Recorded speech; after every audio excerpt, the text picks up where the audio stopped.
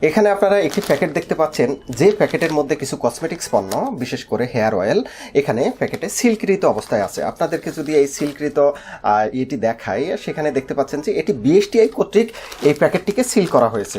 তো কেন বিএসটিআই অফিসের কর্মকর্তারা এই প্যাকেটটিতে কসমেটিক্স পণ্যগুলোকে সিল করে রেখেছে? মূলত আপনারা যারা আপনাদের পণ্যের বিএসটিআই করতে চাচ্ছেন, তারা অবশ্যই জানেন যে বিএসটিআই কর্তৃক আপনারা যখন আপনাদের পণ্যের জন্য বিএসটিআইতে আবেদন করবেন, আবেদন পরবর্তীতে বিএসটিআই কর্মকর্তারা আপনার কারখানা বা ফ্যাক্টরিতে ইন্সপেকশনে যাবে।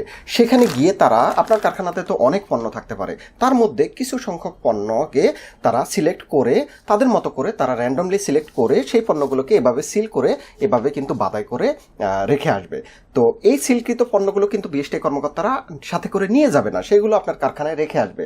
রেখে আসার পরবর্তীতে আপনারা যে কাজটি করবেন, এই সিলকৃত পণ্যগুলো কিন্তু আপনারা খুলতে পারবেন না। এটি বিএসটিআই অফিসে, এই সিলকৃত পণ্যগুলোকে আপনারা বিএসটিআই অফিসে নিয়ে যেতে হবে। সেখানে নিয়ে আপনাদের এই পণ্যের পরীক্ষণের জন্য নির্ধারিত পরীক্ষণ ফি আছে, যেটিকে আমরা টেস্টিং ফি বলে থাকি।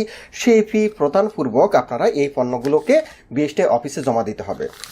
জমা দেওয়ার পরবর্তীতে বিএসটিআইয়ের নির্ধারিত ল্যাবে এই পণ্যগুলো টেস্ট হবে, এবং সেটি যদি নির্ধারিত মানদণ্ড উত্তীর্ণ হয়, সেক্ষেত্রে কিন্তু আপনারা বিএসটিআই লাইসেন্স পাবেন। তো এই যে আপনারা অনেকেই দেখতে চাচ্ছিলেন যে সিল কিভাবে করে, আসলে বিএসটিআই কর্মকর্তারা আপনার ফ্যাক্টরিতে গিয়ে কিভাবে পণ্য সিল করে, তার জন্য এটি মূলত দেখালাম। এবং এই যে এই কাগজে, এখানে কিন্তু এই পণ্যের ডিটেলস আছে বা ফ্যাক্টরির ডিটেলস আছে, ইত্যাদি কিছু তথ্য থাকে।